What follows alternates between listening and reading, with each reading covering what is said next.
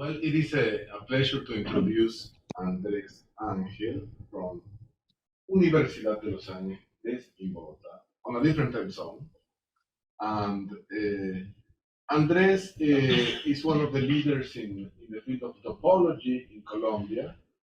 He has studied the topology of orbifolds and group actions on manifolds and equivariant topology and equivariant cobordism, with beautiful papers and contributions in those fields. He's also a distinguished, very loved member with the students at Universidad de los Andes, where he does a great job for the field of mathematics and topology in general. And today he will be speaking about the Morita equivalences between translation groups. Andrés, thank you very much. Okay, thank you, Ernesto, for the introduction. So today I want to talk about this notion of Morita equivalence between translation groupoids. So this conference is about group actions, and translation groupoids are group actions. But the Morita equivalences and the theory of translation groupoids allows you to compare and analyze group actions when you have different groups, and I think it is a to which invariants are invariant under this notion of equivalence that I will explain just now, and try to simple way what you need to have an invariant under Morita equivalence. So this all comes, I think, from the study of orbifolds and foliations and a groupoid. Let me use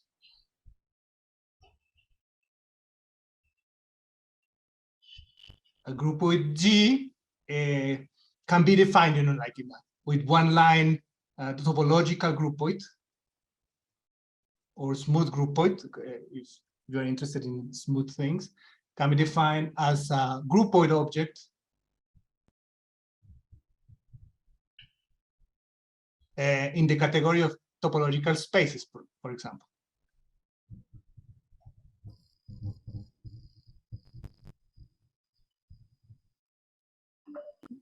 You can also, I'm going to talk mainly about groupoids, but I think everything is motivated by smooth groupoids, and there is a way to just change the whole talk to point out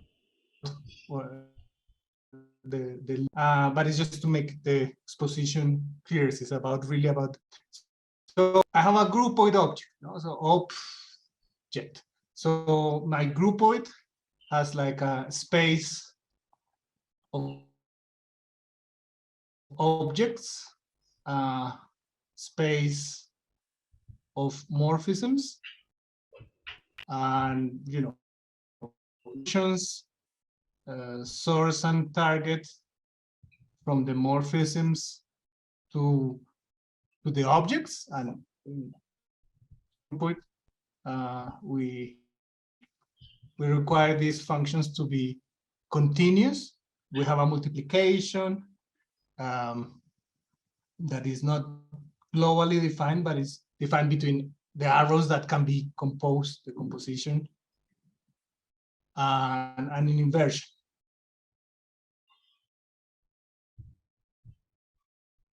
An identity map, I'm forgetting, which every object and gives you a morphism to the identity. So we have all these maps, and we require them to be continuous. In the smooth case, well, we require them to be smooth, but for example, for this product to live in the category of manifolds, some submersion condition. Anyway, I will concentrate on topological groupoids. For topological groupoids, since we are working in a category enriched over topological spaces, we can talk about strict morphisms, just functors, no, that are continuous. Functors, continuous, between the topological groupoids. And we talk about also, we need also natural transformations.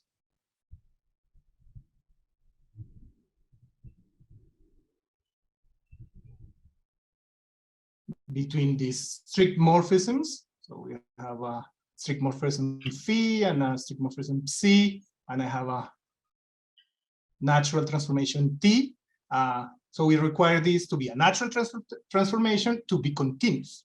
Just continuous T, which is a map if phi and psi are from K to G, this T goes from the objects of this category, topological category, to the morphisms of G. So we require this to be continuous.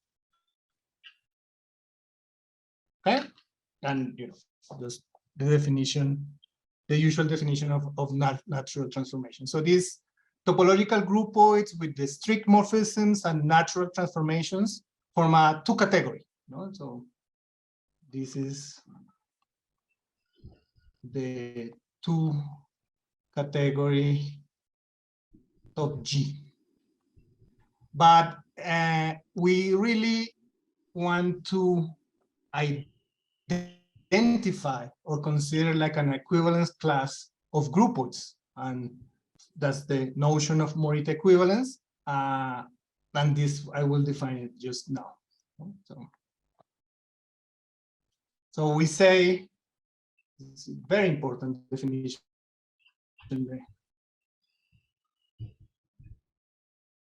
whole equivalence. So morphism, let's call it epsilon from K, from the group of K, topological group to G is an essential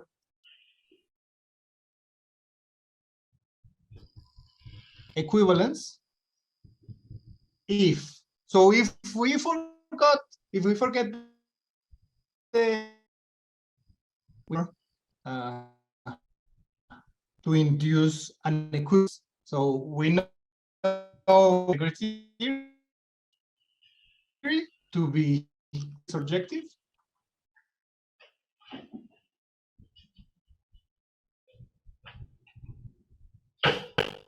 That means that every object in G is not in the image of the map at the level of objects, duration of the image. It's an element in K and an arrow in G that gets to that object.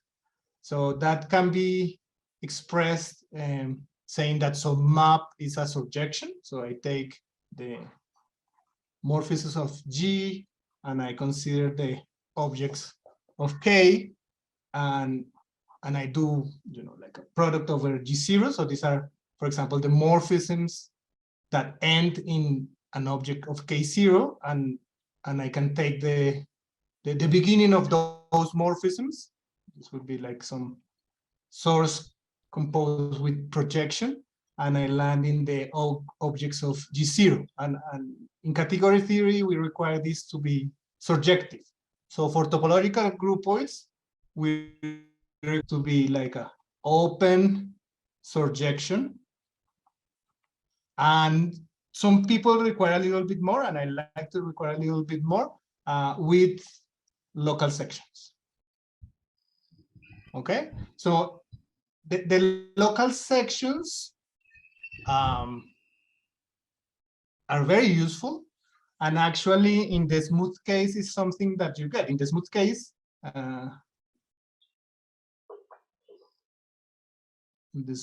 case, we require like a surjective submersion. So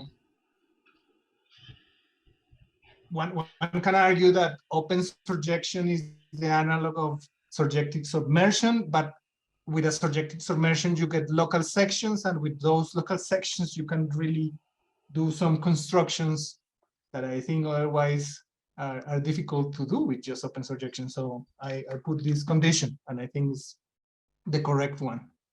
The other part of categorical equivalence is that we have a bijection at the level of the home sets.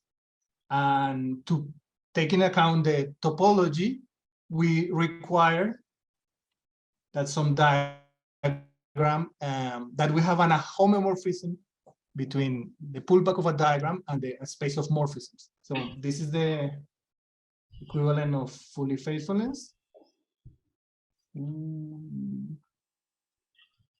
Faithful. And we consider the following diagrams. We take the morphisms in G1, and we take the source and target. You get objects in G0. You consider the pair of objects in K, and you use the strict morphism to go to G. You can do the pullback. And what you want is that actually that pullback is homomorphic to the morphisms of K1. So the condition is that K1 is the pullback of this diagram. So to be precise, there is a map, and you require that map to be a homomorphism. And in the smooth case, you require it to be like a diffeomorphism. And when you see what that is saying, is like a global way of getting a bijection between the home sets. So the thing is, like with a categorical equivalence, you can form by choosing things functoring the other way, but here we cannot. So we introduce the notion of Morita equivalence.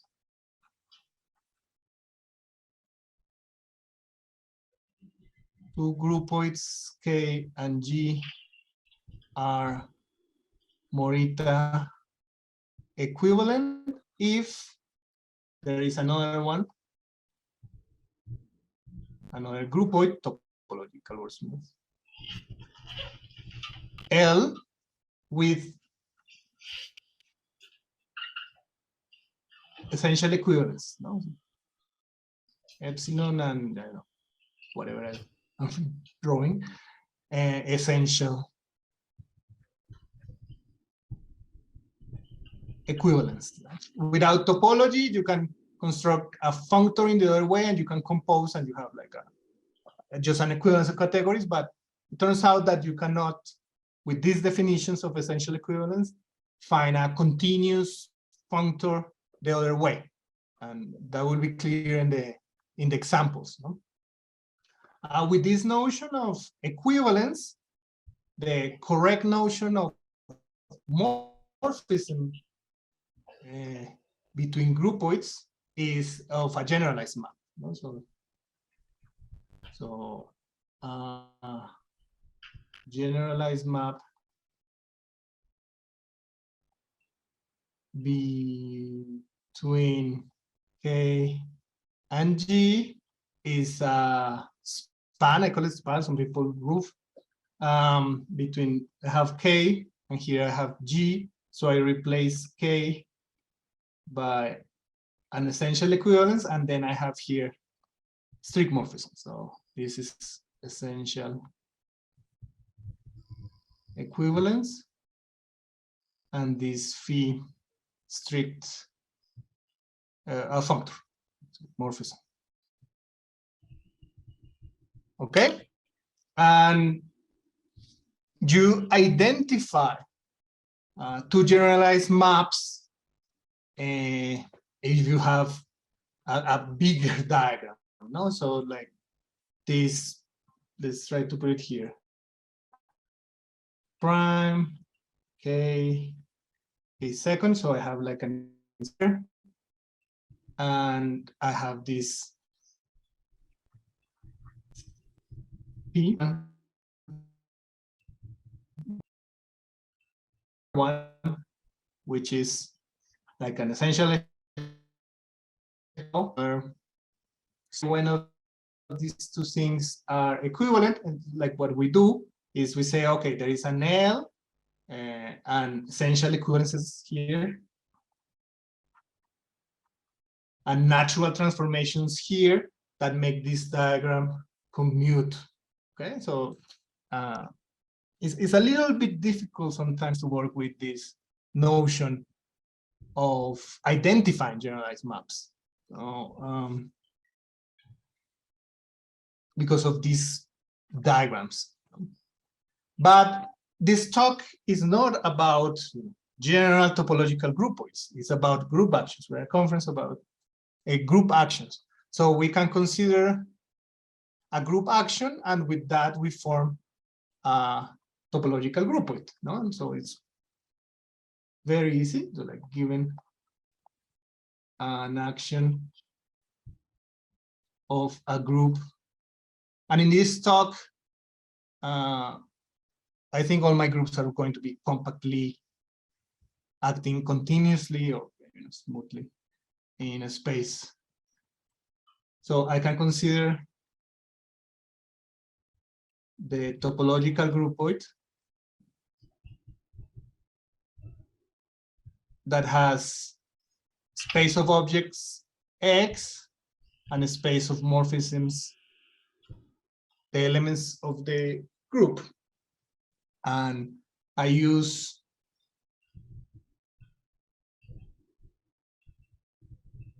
the action to define where a morphism comes and goes. So the source is just the projection, but the target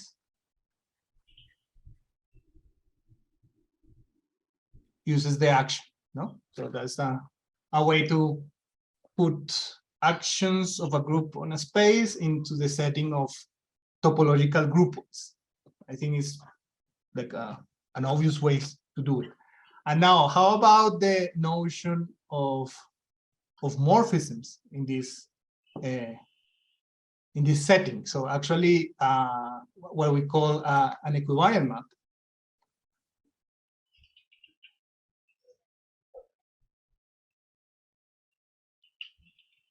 Between two of these things. So we need a good notation, and I don't know if my notation is good, but this groupoid, I'm going to write it as this. Yeah, it's like notation. So some people like the quotient notations with 2 bars, but yeah, I think this fits better in the LaTeX, but I don't know. So an equivariant map between two of these groupoids, like G acting on X to H acting on Y, is going to be, it's a pair of two things that I'm going to write just like this. It's a pair with notation, where this is a group homomorphism continuous. Group homomorphism. Epsilon, a continuous function.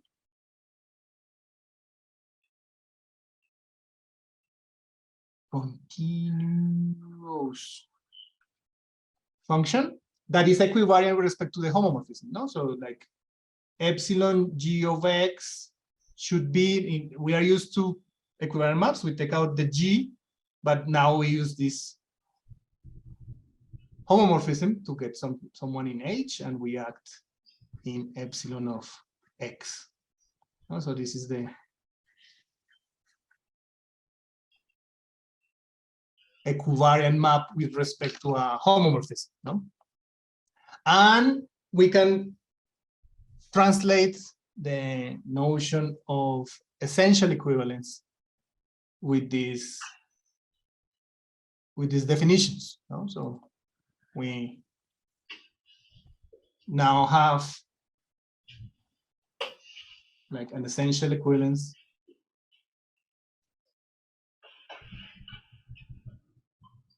between these groupoids that we call translation groupoids. Is an equivariant map in that sense that is here.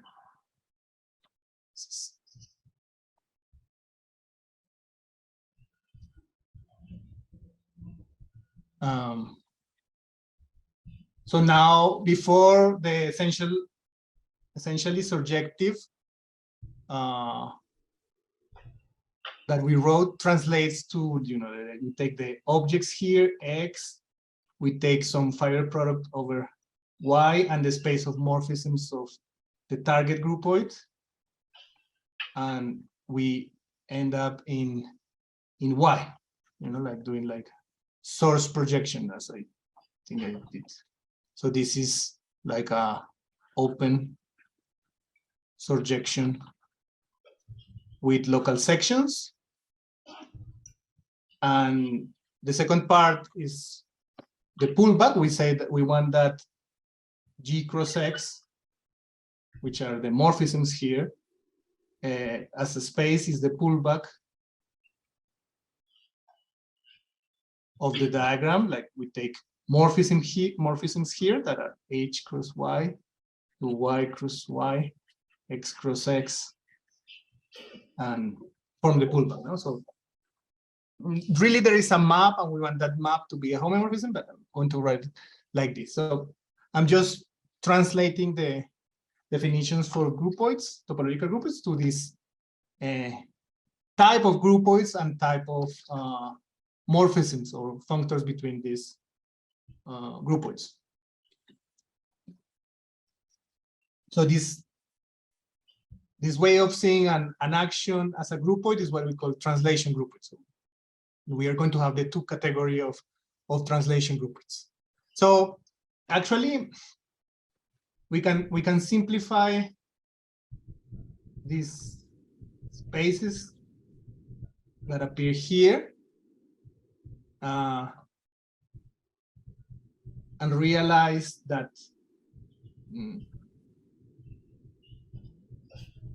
this fiber product is really homomorphic to H cross X. No, recall that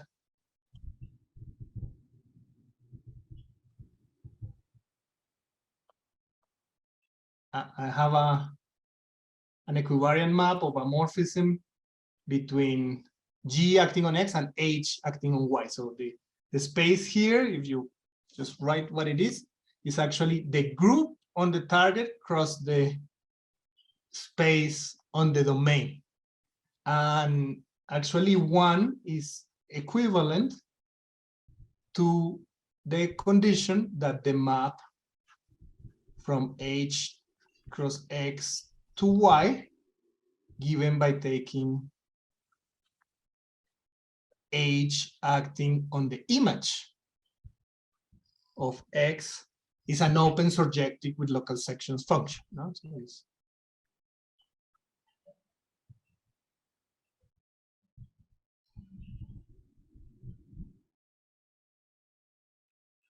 and I think with that simplification, some of the things that I'm going to say later are like obvious, you know, they follow easily.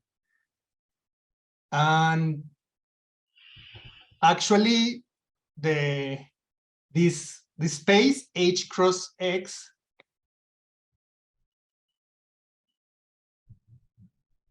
has an action of G. Let me think, right? Yeah, I think it's better to write action of G. So Hx acted upon by G is H. I use the homomorphism, and I use the action of G on X. No, so recall that we have a G acting on X, and we are considering a morphism to H acting on Y. So this H cross X is missing the objects here with the group here, and now I have an action of the group here on that space. And the condition 2, I simplify condition 1. Now I'm going to simplify condition 2, assuming condition 1. So actually the whole thing, to say it like that, like 1 and 2 is equivalent to the simple fact that this phi from H times X to Y with this right action of G is a principal G bundle.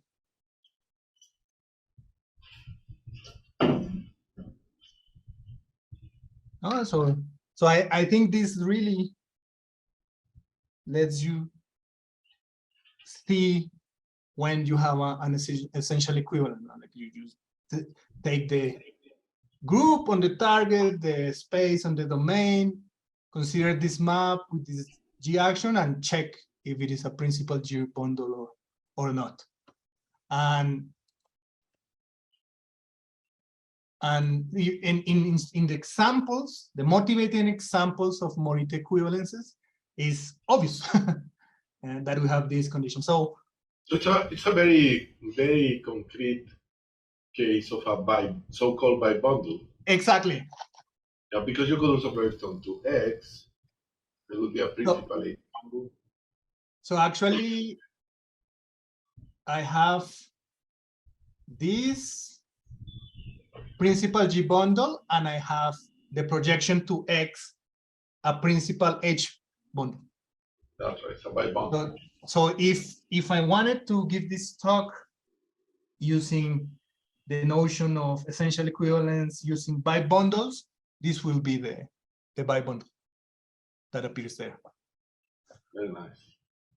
And for example, what is the motivating example of a Morita equivalence? So when I have G acting on X freely,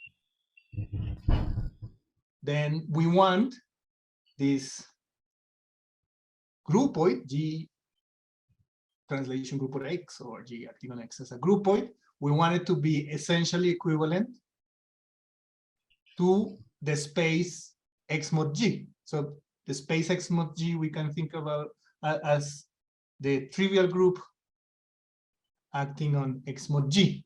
So there is an obvious map morphism here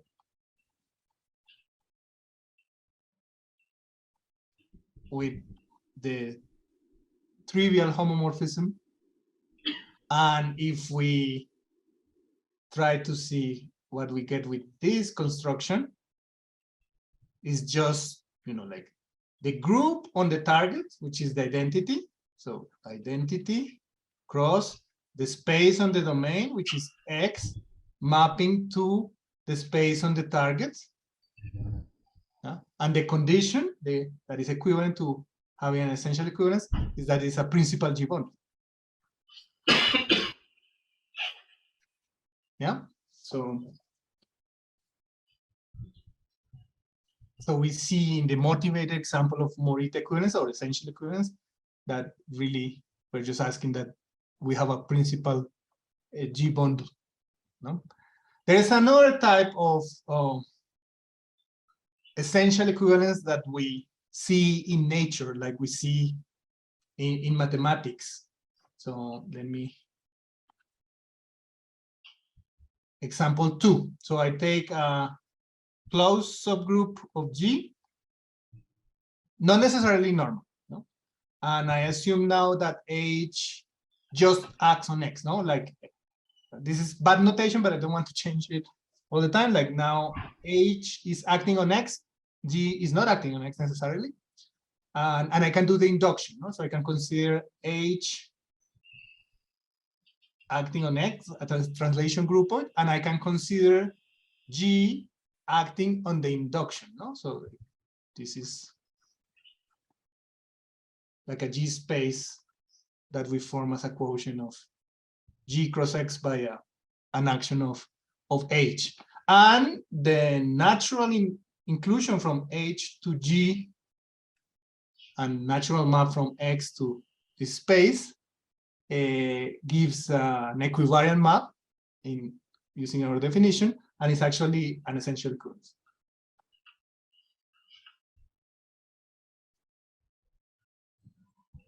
And with this description that I gave, or our equivalence way of seeing like the essential equivalence, what we need to see is that the following map.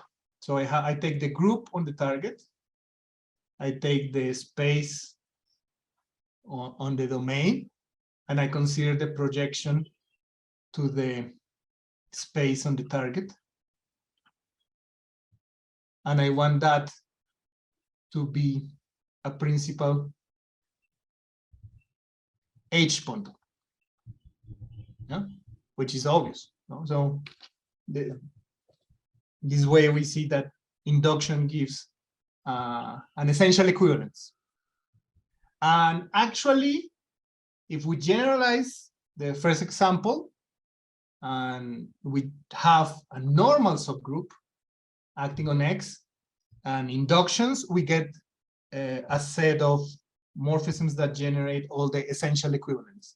This was done by Dorothea Pronk and Laura Skoll. So let me write what they say. From Skoll, if I have an essential equivalence between translation groupoids,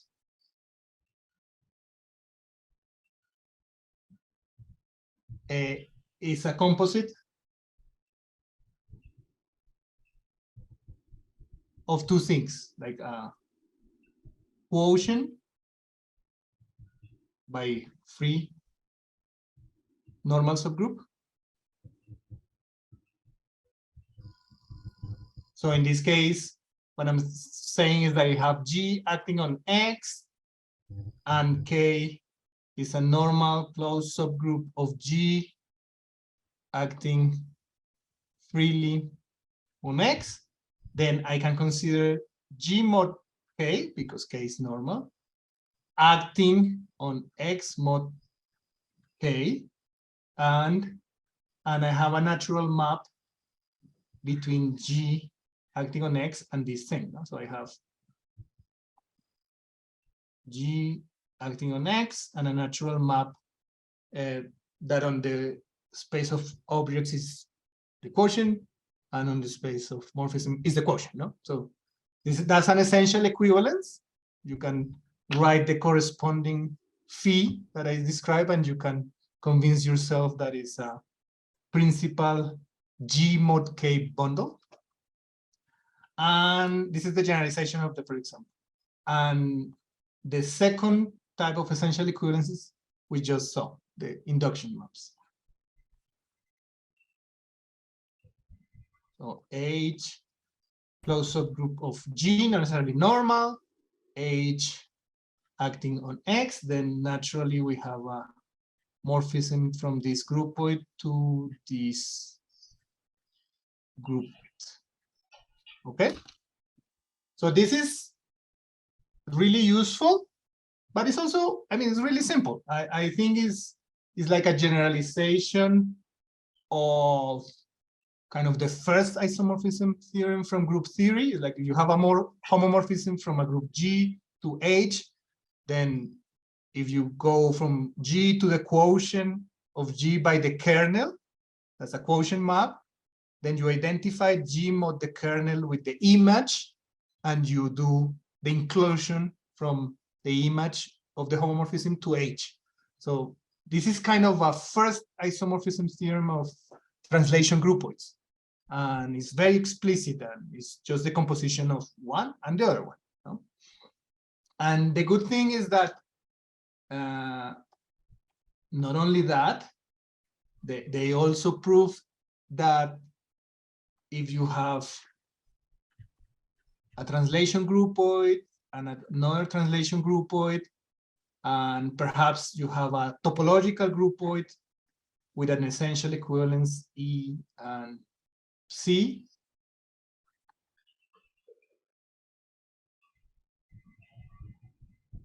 Then actually you can replace that topological groupoid by a translation group. So I don't know which letters do I use? G, H, K, acting on set.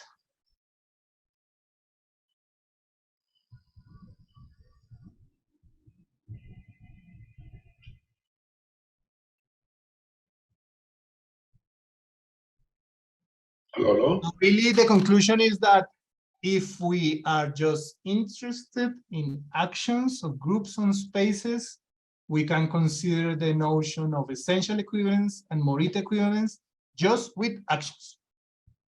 Yeah? So that's great, and that's great because it's simple. No? I don't know if someone was going to say something. No. We just thought the sound had gone off, but it's okay. Okay, perfect. So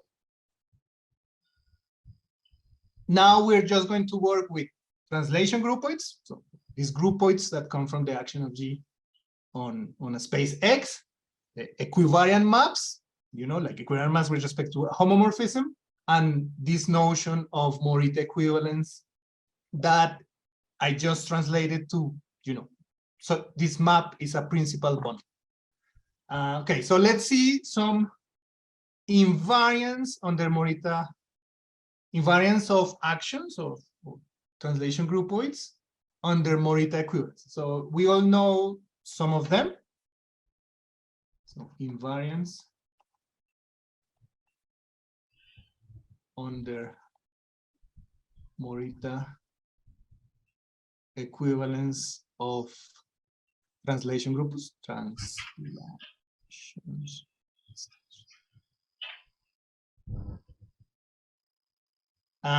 So I think the easiest one, or the first one that you should think, is the quotient space.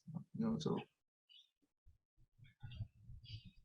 the quotient space, and we can check, like in the motivated example, like when G acts freely on X is from this translation groupoid, the quotient space equivalent in some sense to the space that we get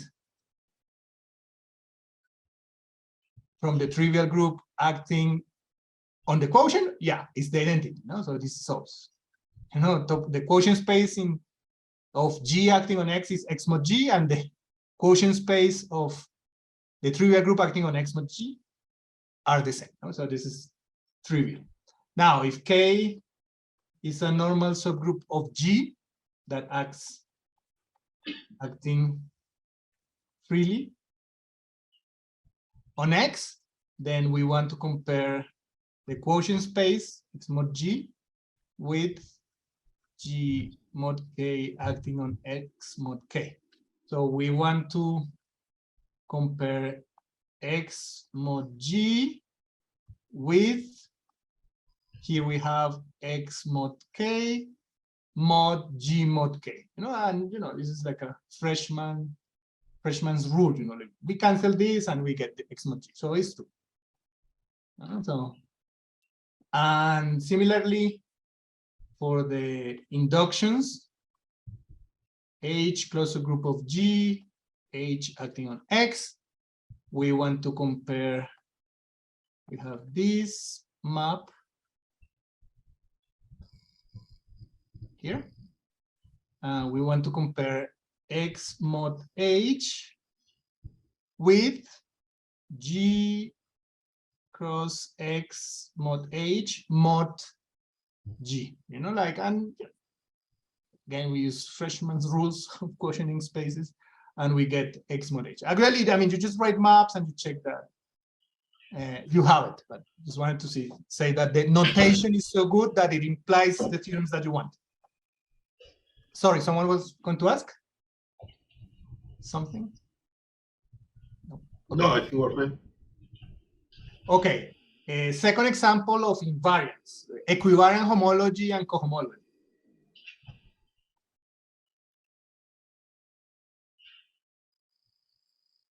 Just going to write equivariant cohomology. So equivariant cohomology and equivariant homology can be defined in many ways, but there's a space such that when you apply homology and cohomology, you get the equivariant homology and cohomology. So it's the Borel construction. And for the motivated example, when G acts on X freely, we all know that the Borel construction is homotopy equivalent to X mod G. And you have to maybe work a little bit more, but more generally, in the case that I have a normal subgroup that acts free, this corresponding Borel construction is a homotopy equivalence. I think it's again like just canceling. And similarly, for inductions, the Borel construction here can be seen to be homotopy equivalent to the Borel construction here, which is again implied by the notation. So you just carefully check, like that you have these homotopy equivalences, and you see, or you explain easily, equivariant homology and cohomology are invariant of these actions under Morita equivalence. Another example that we all like, K-theory, equivariant K-theory. So actually, I was checking Siegel's paper, and he gives first the example of induction. So he says, example, the G equivariant K theory of an induction from a subgroup is just the H equivariant K theory of X. And he uses this map, natural map that goes from X to the induction, putting it like into E cross X or H. And, like if you take this map and you have a G bundle over this map, you can restrict it to H and you pull back and you end up with an H bundle over X. That's one map of this isomorphism. The inverse to that map just takes an H bundle over X and do the induction. So like the pullback, I don't know how to call this map, phi, like pullback at the level of bundles is inverse to the map that takes a bundle and gives the induction. So that's example that's in Siegel's paper. Then he says and proves a proposition when that is the motivated example of a Morita equivalence when G acts freely on X. Then he proves that the equivariant cohomology of X is just the cohomology of the quotient. And he says, following the same idea, we have that if K is a normal subgroup and K acts freely, then we have what we want. The G mod K equivariant K theory of X mod K is just the G equivariant K theory of X. And there is a very explicit map in one way. It's like if I take G bundle over X vector bundle, then I can take the quotient by the free action and get a G mod K vector bundle, no?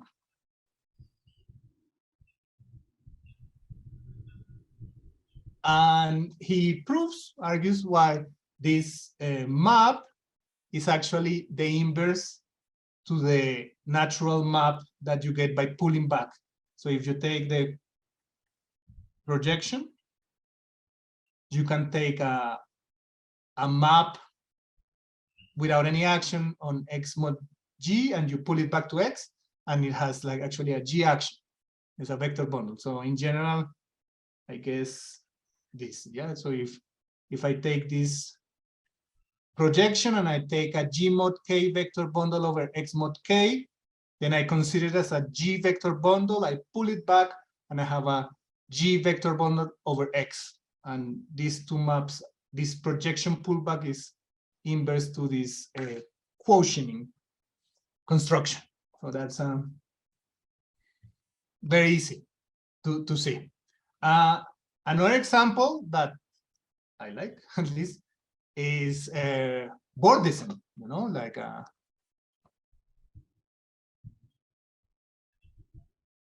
equivariant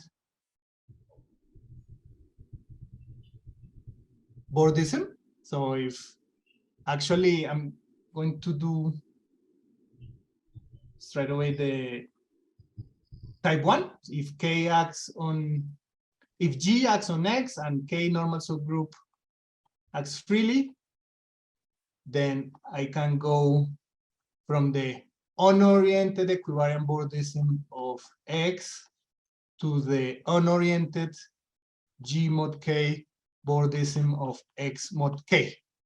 And the construction is, well, what is equivariant Bordism? So I take a G manifold with a map to X, and I just take the quotient by K, you know? If the group is finite, then the dimension of this quotient is the same, but if the subgroup, the normal subgroup is not finite, then there is a change of dimension. I think it's the dimension of K. Yeah, but in any case, I have this map, and I can construct an inverse to this map. And it's, again, the fact that X to X mod K is a principal K bundle. And I can, if I take a manifold with a G mod K action, I can do the pullback. And I take a map here. So I'm trying to show in all these very easy examples that, as Ernesto said, the whole point is that you have some principal bundles and you use them in an intelligent way to find these isomorphisms or maps in the other direction. And for inductions,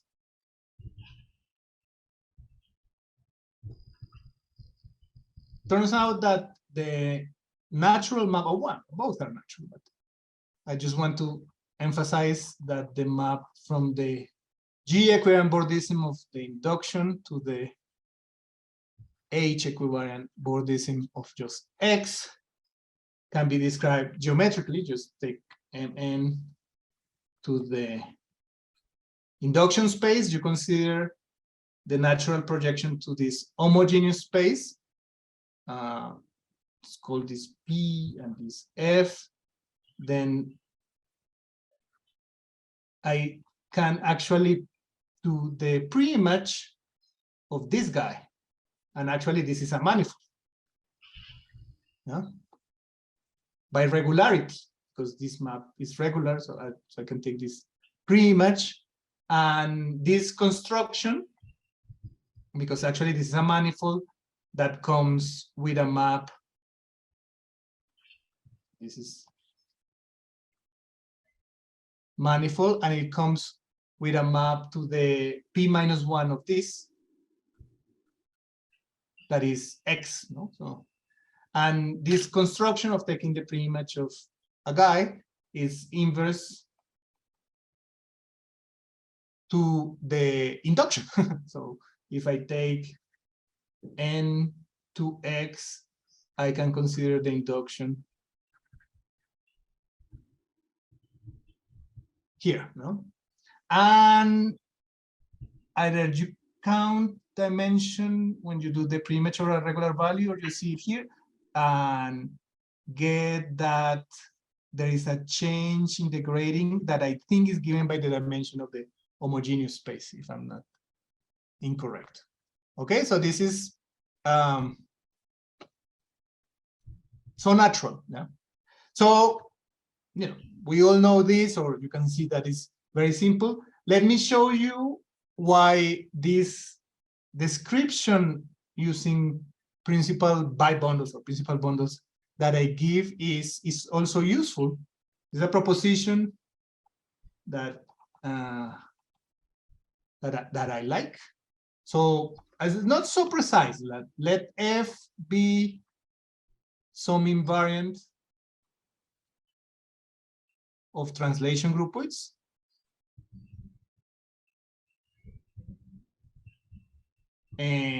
Invariant under type 1 essential equivalences, no? Like the ones with the normal subgroup, you know, like this.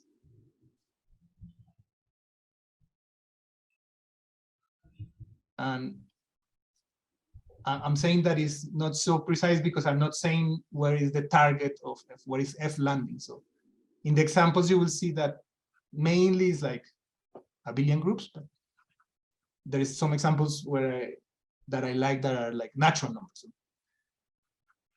So suppose that for every G acting on X with a normal subgroup K, I have this. And then it's actually invariant, then F is invariant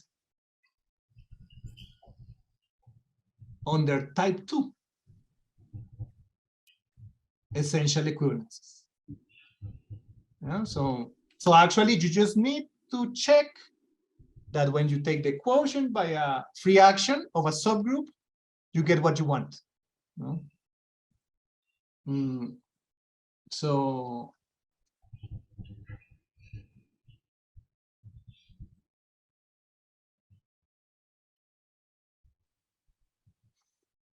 and if you have worked with these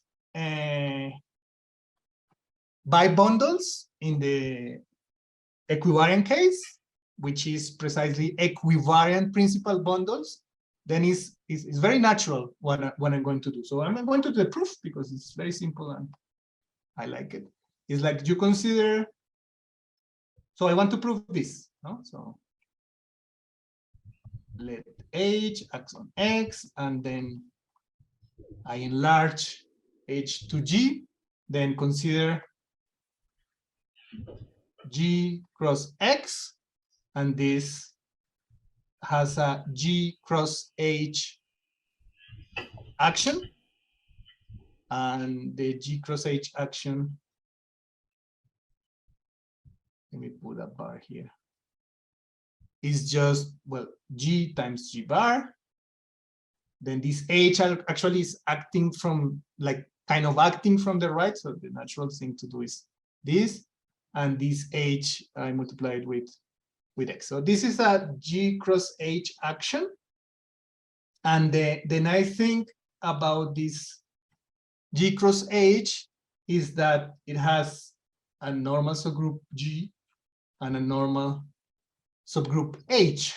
So we can, if we assume that we have our invariant that behaves good, taking quotient by normal subgroups acting freely, then I have two here. And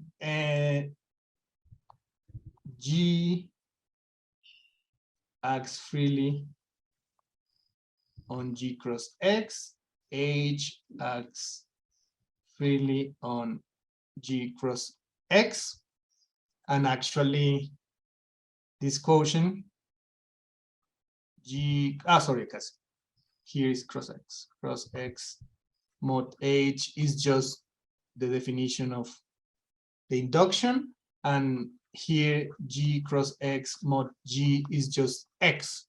So our invariant in our translation groupoid coming from the induction, really using this, really is the same as the invariant that you get from G cross H acting on G cross X because of type 1, essential equivalence. But now we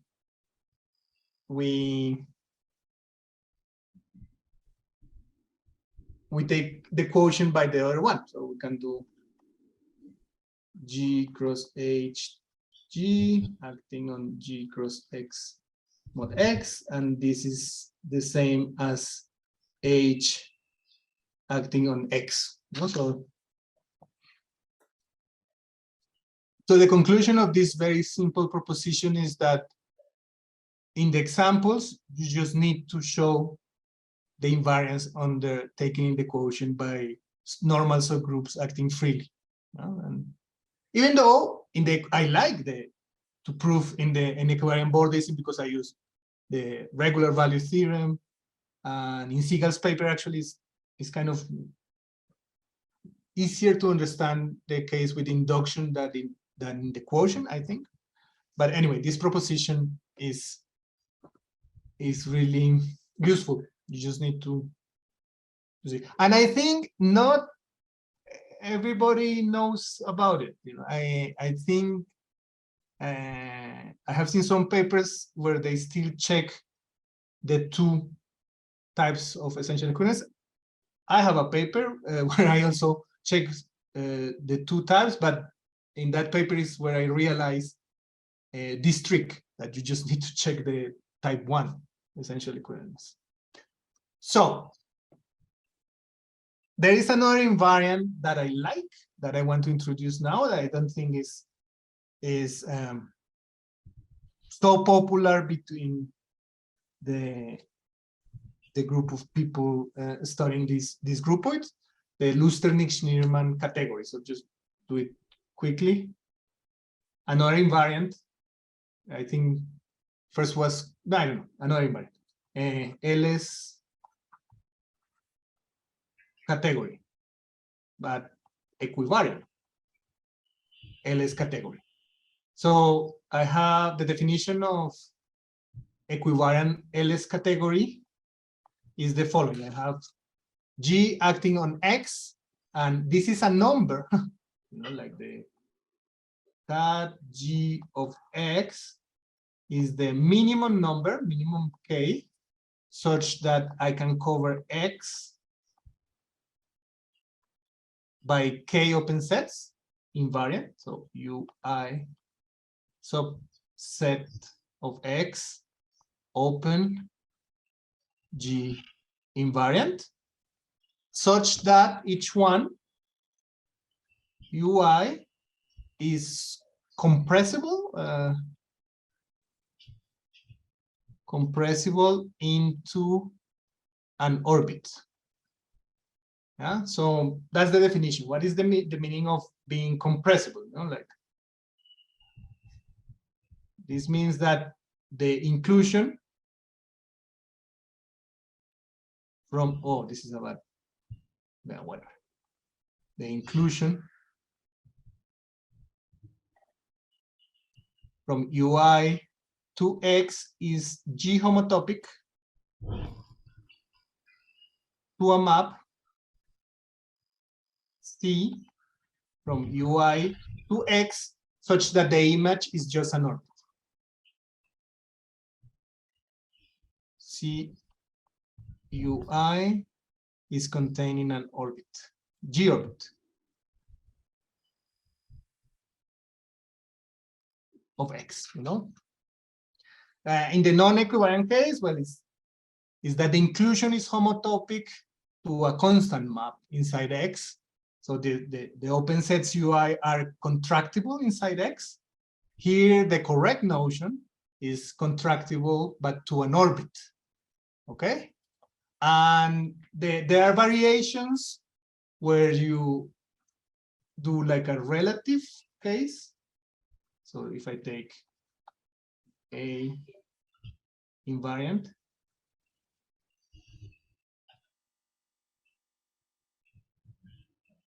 then we can define relative equivariant LS category,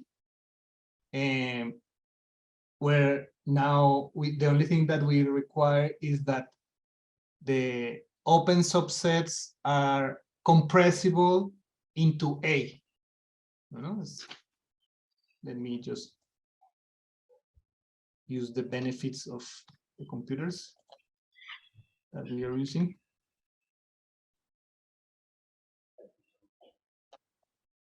So now the difference is that now the inclusions are G homotopic to maps that have image into this A. And the reason that this is interesting, or the reason that it got me into this thing, is that if we take for X cross X the space, and we take A, the diagonal of X, that is a subset of X cross X, then the relative non-equivariant category of X cross X is just the topological complexity.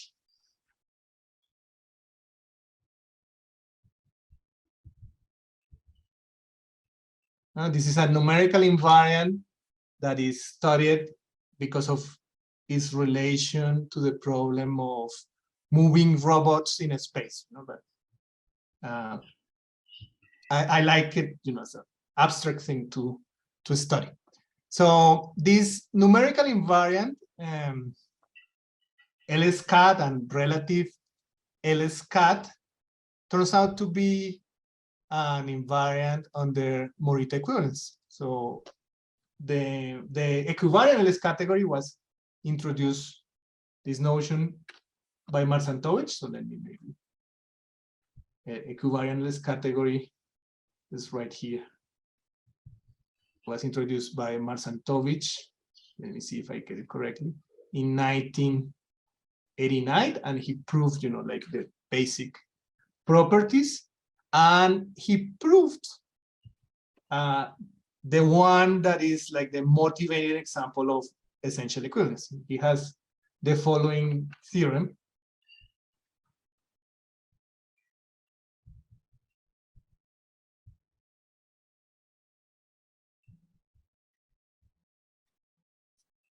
Like if G acts on X freely, then the equivariant LS category of X is the non-equivariant LS category of the quotient.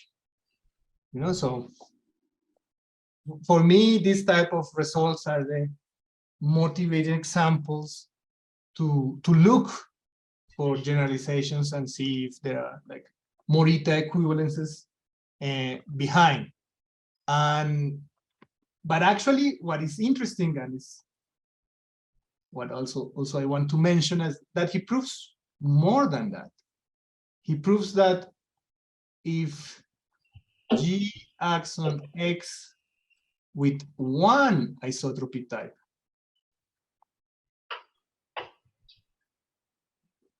then this holds.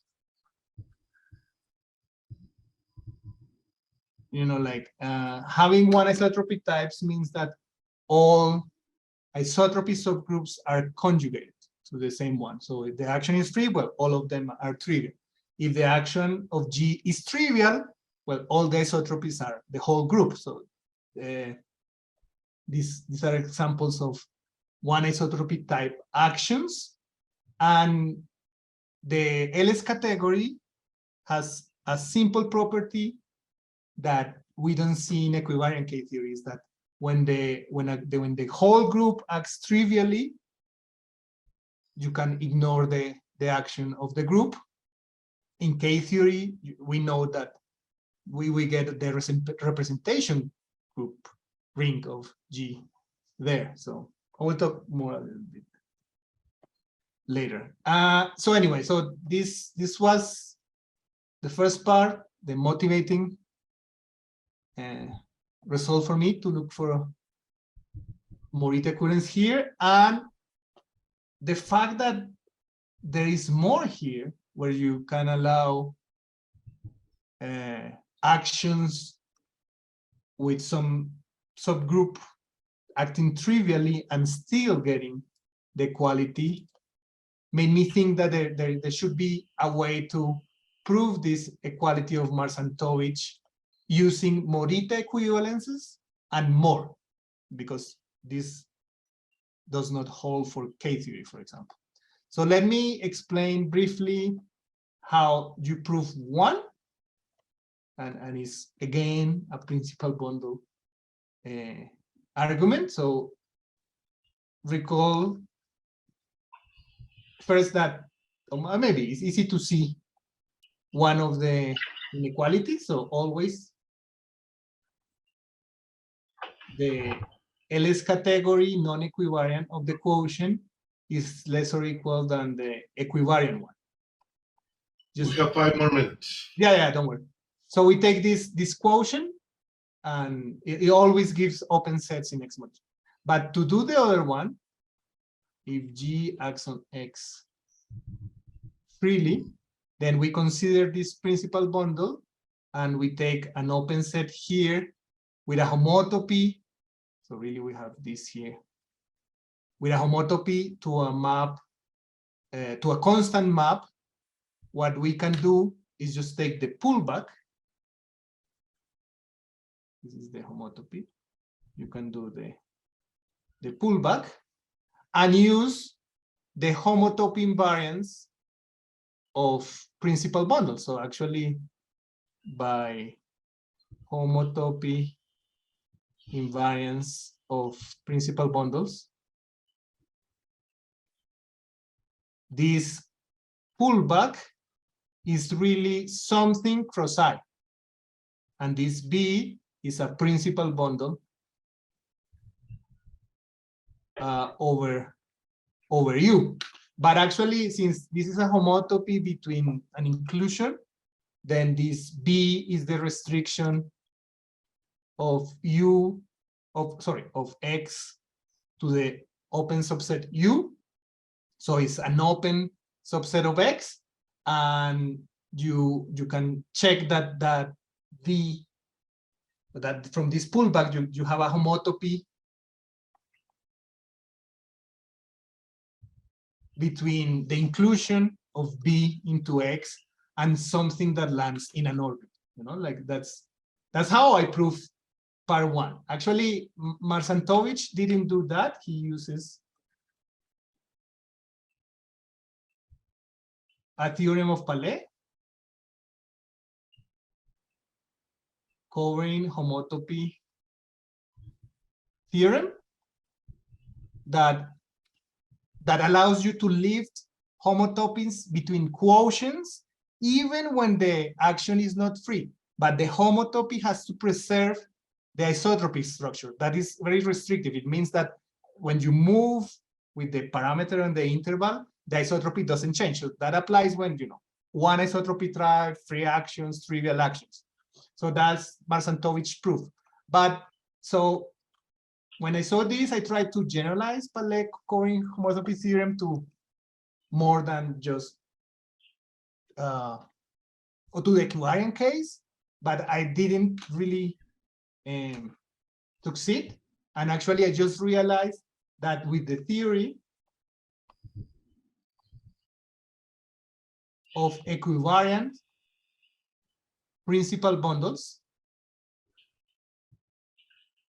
you can improve the little proof that I did here to get that if K normal subgroup acts freely, then we have this equality.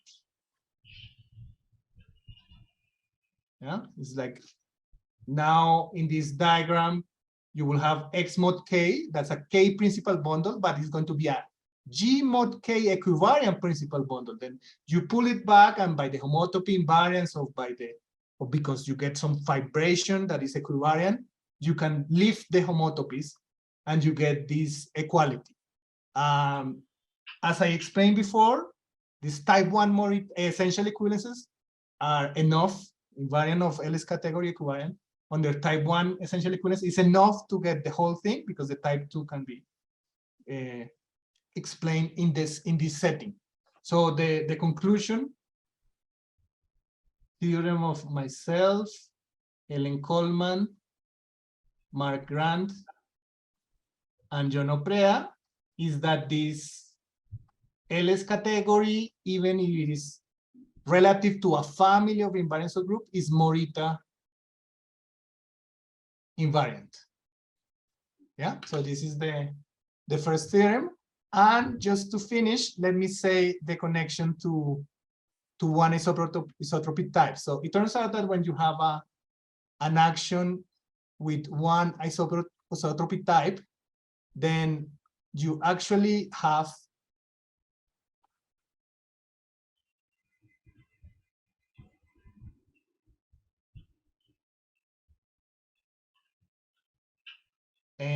X G homeomorphic to an induction from the H fixed point sets with the action of the normalizer to G. So this is a G homeomorphism. And you can, for example, see that the G category of X, which by this homeomorphism is the G category of this induction, is just the normalizer category of XH. But in the LS category, the equivariant, if I have a normal subgroup that doesn't do anything, I can take the quotient of the subgroup, but the action doesn't do anything on the fixed point sets, and I have this equality.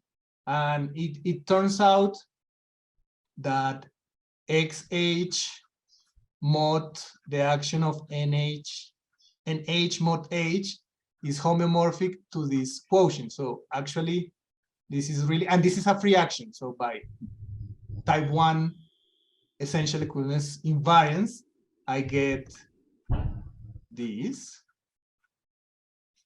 which is just the quotient. So I can explain Marsantovich theorem using the Morita equivalence of equivariant LS category and this trivial observation about actions with one isotropic type. Yeah, and I'm going to finish here, but I invite you to study and think about, maybe we can do it in the discussion. Like, we know K-theory, Bordism, equivariant, cohomology are invariant under Morita equivalence. What happens when a subgroup acts trivially? So with Bernardo Uribe, generalizing a work of Bernardo Uribe and Jose Manuel Gomez, we studied the decomposition of equivariant K-theory when a normal subgroup acts trivially. And it's not like LS category. There appears twisted K-theory and a lot of terms. And I invite you to think about that, but think about what happens with equivariant homology, cohomology, Bordism, because I think we don't know.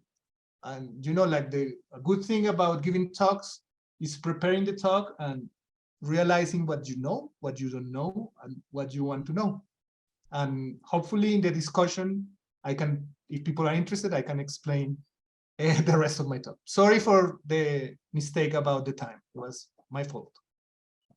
Oh, no, thank you so much.